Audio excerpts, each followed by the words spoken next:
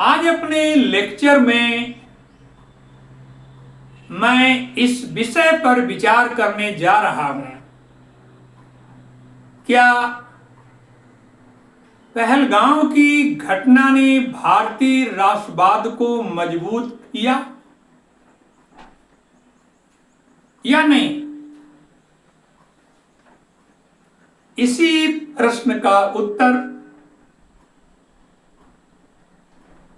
वर्तमान में घटित घटनाओं,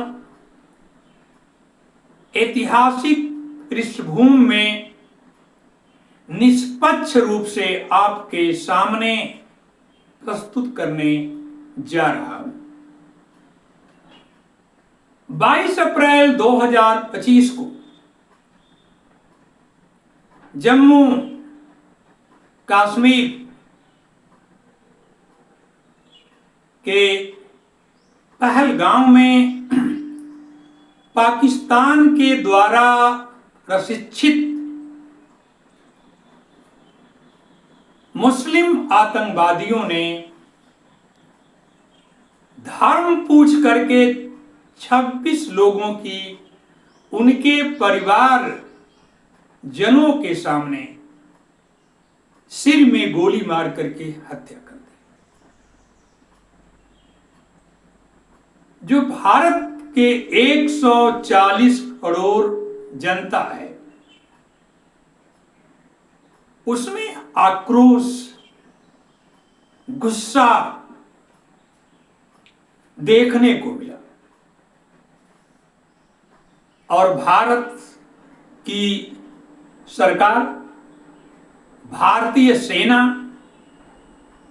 इंडियन एयरफोर्स, इंडियन नेवी, तीनों सेनाओं ने इसका जवाब आतंकवादियों को और पाकिस्तान को भी दिया। इसके लिए मैं भारतीय सेना को सैल्यूट करता हूं। 22 अप्रैल के पहले social media, electronic media, Bharat की राजनीति में, संसद में, सभाओं में हिंदू मुसलमान की राजनीति पिछले 11 वर्षों से चल रही थी। जो कट्टर मुस्लिम नेता ओवैसी, वो भी इस घटना से विचलित हुए और उन्होंने पाकिस्तान मुर्दाबाद के नारे लगाए, भारत जिंदाबाद के नारे लगाए। और जब युद्ध का माहौल हुआ तो मुसलमानों ने भी बढ़कर साथ दिया। उन्होंने साबित किया कि हम भारत की सरकार, भारत की सेना और हिंदुओं के साथ हैं। जो हिंदुओं की हत्या हुई उसे भारत के लोगों की हत्या मानी गई।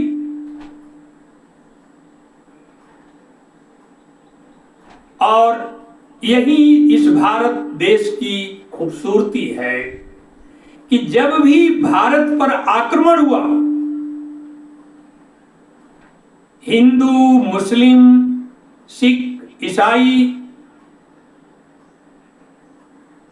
बौद्धिस्ट, जैन, सभी धर्म के मानने वालों ने भारत माता का साथ दिया, देश की एकता, अखंडता में योगदान दिया।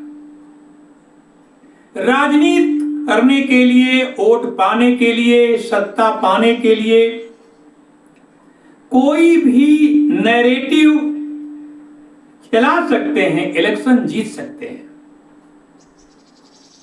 लेकिन जब राष्ट्र की बात आएगी, देश की बात आएगी, भारत की संप्रभुता की बात आती है, तो इस देश का हर व्यक्ति धर्म से, जाति से उठ करके भारत की रक्षा के लिए तैयार हो जाता है। ये भारत देश की महानता है, हमारी संस्कृति और सभ्यता है। अब मैं आता हूं अपने मूल प्रश्न पर। क्या पहलगाम की घटना ने भारतीय राष्ट्रवाद को मजबूत किया और हिंदू राष्ट्रवाद को कमजोर किया? मेरा उत्तर है हां। भारत के राष्ट्रवाद में, भारतीय राष्ट्रवाद में और हिंदू राष्ट्रवाद में अंतर है। जो आरएसएस, मोदी और भारतीय जनता पार्टी का राष्ट्रवाद है, उसमें मुसलमानों के लिए कोई स्थान नहीं है, सिर्फ हिंदुओं के लिए है। 240 मेंबर ऑफ पार्लियामेंट लोकसभा में हैं, लेकिन एक भी मुस्लिम नहीं है। भारत में करीब 14-15% मुसलमान हैं, जिनकी आबादी करीब 24-25 करोड़ है आज के समय। उनको आप नफरत के दृष्टिकोण से अपनी सत्ता और राजनीति के लिए कर सकते हो, लेकिन उनका अहम योगदान है। प्रथम स्वतंत्रता संग्राम में भी मुसलमानों ने योगदान दिया। जब जिन्ना ने 1947 में टू नेशन थ्योरी का कॉन्सेप्ट दिया, तो भारत के 1/3 मुसलमानों ने इनकार किया। 1/3 मुसलमान पूर्वी पाकिस्तान, जो आज बांग्लादेश है, वहां गए, और 1/3 मुसलमान पाकिस्तान में गए, और 1/3 मुसलमान भारत में ही रह गए।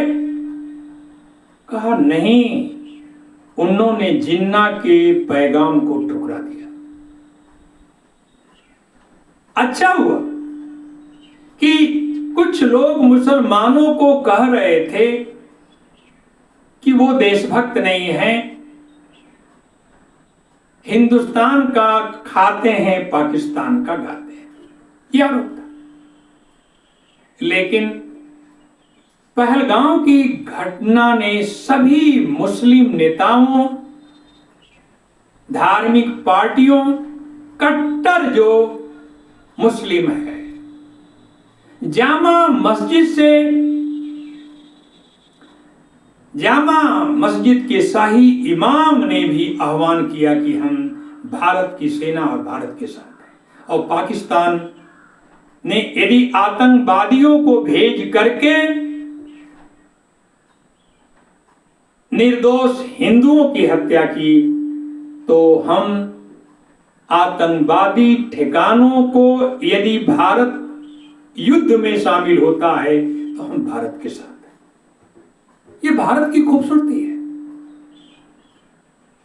ऐसा दुनिया में कहीं देश देखने को नहीं मिलेगा। इसलिए कहा जाता है कि सारे जहां से अच्छा हिंदुस्तान हमारा। तो पहलगाम की घटना ने,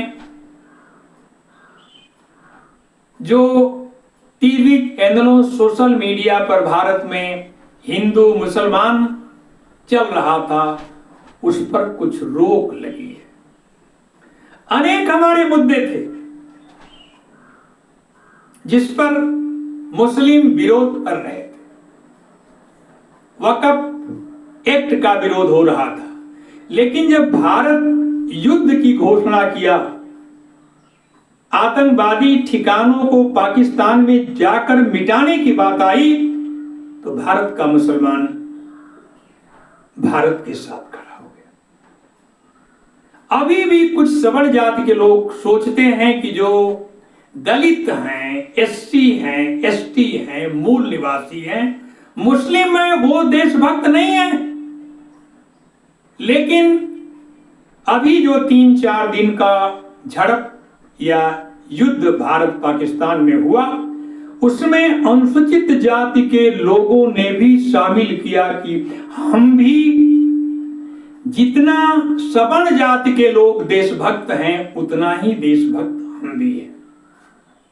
जब राष्ट्र की एकता, भारत की अखंडता, सुरक्षा को खतरा होगा तो हम जाति से ऊपर उठकर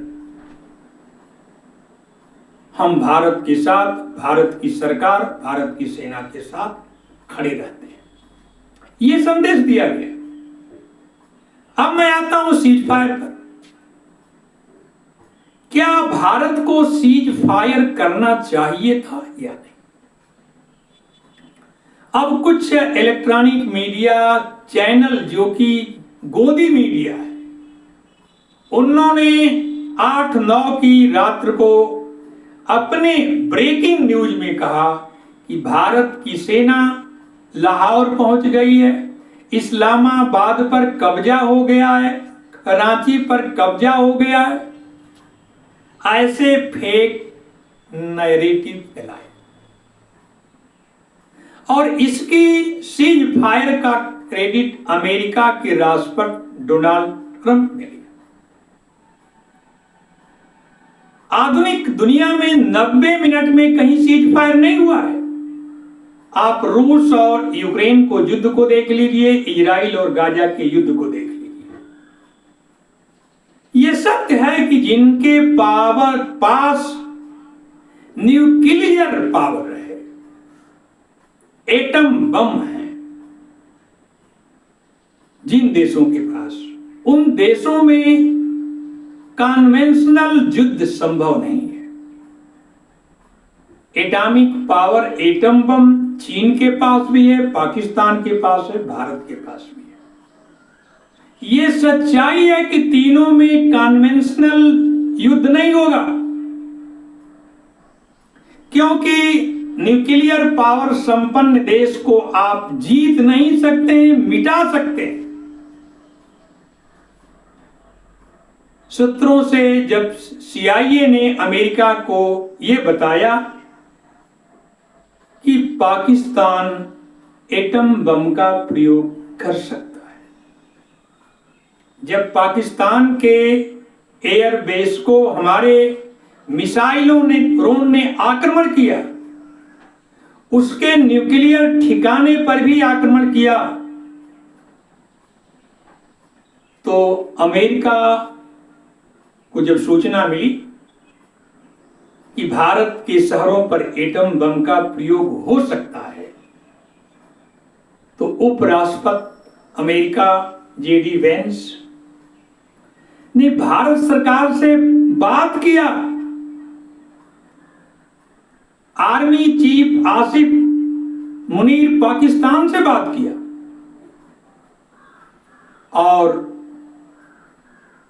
भारत सरकार और पाकिस्तान के सरकार के पास सद्बुद्धि आई और सीज फायर हुआ। यदि पाकिस्तान एटम बम का प्रयोग मुंबई, अमृतसर, अहमदाबाद शहरों में, दिल्ली पर होता है, तो भारत का भी रिएक्शन आएगा। हम जीत नहीं सकते हैं, सिर्फ मिटा सकते हैं। हमने हिरोशिमा और नागासाकी 1945 से मानव जात ने बहुत कुछ सीखा है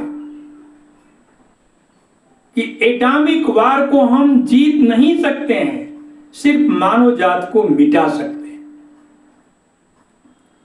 और इस सीज फायर को अमेरिका भी सेलिब्रेट कर रहा है, पाकिस्तान में सेलिब्रेशन हो रहा है, भारत में भी हो रहा है।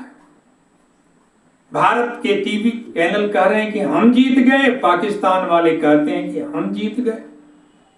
जीत इसमें न तो पाकिस्तान की हुई, न तो भारत की, इसमें जीत इंसानियत की हुई, मानवता की हुई। और पाकिस्तान को, आतंकवाद को समाप्त कर देना चाहिए। आतंकवाद ही भारत और पाकिस्तान के विनाश के और विकास के कारण बनेंगे। मैं इस वीडियो संदेश के माध्यम से पाकिस्तान की सरकार को, पाकिस्तान के आर्मी को मैं सलाह देता हूं, अरे जो तुम्हारे आतंकवादी ठिकाने हैं, उन्हें खुद मिटा दो। आतंकवादियों का कोई धर्म नहीं होता है, कोई आतंकवादी मुस्लिम नहीं हो सकता है, इस्लाम का समर्थक नहीं हो सकता है। और आतंकवादियों को मिटा देने में भारत पाकिस्तान मानव जात का भला है। यदि आतंकवाद की ऐसी घटनाएं यदि भारत में होती हैं तो अभी ऑपरेशन सिंदूर चल रहा है। पाकिस्तान के जो ट्रेनिंग सेंटर हैं जहां पर आतंकवादियों को प्रशिक्षण दिया जाता है, हमारी भारत की सेना, हमारी एयरफोर्स, हमारी नेवी उनको मिट्टी में मिला सकती है, ये क्षमता है। और भारत को अपने एयरफोर्स को और मजबूत करने की आवश्यकता है। भविष्य में चीन में, पाकिस्तान और भारत में कन्वेंशनल परंपरागत युद्ध की संभावनाएं बहुत कम हैं, संभव नहीं है। तीनों न्यूक्लियर वेपन संपन्न देश है और मानव जात के लिए, दक्षिण एशिया के लोगों की खुशी के लिए यदि शांति रहे तो विकास होगा। विकास की पहली शर्त है शांति। और मैं पुनः जो 26 लोग मारे गए, मैं उन्हें श्रद्धांजलि अर्पित करता हूं। ईश्वर उनकी आत्मा को शांति दे। और भारतीय सेना, इंडियन एयरफोर्स, भारत की सरकार जो ऑपरेशन सिंदूर के अंतर्गत 9 जो आतंकवादी ठिकाने पाकिस्तान में हैं उनको मिट्टी में मिला दिया, मैं उन्हें साधुवाद देता हूं, अपने हृदय की गहराइयों से धन्यवाद देता हूं। और अंत में मैं इसी बात के साथ अपने वक्तव्य को समाप्त करने जा रहा हूं कि पहलगांव की घटना ने भारत के राष्ट्रवाद को मजबूत किया और हिंदू राष्ट्रवाद को कमजोर किया है। जय हिंद, जय भारत। डॉक्टर अंबेडकर अमर रहें।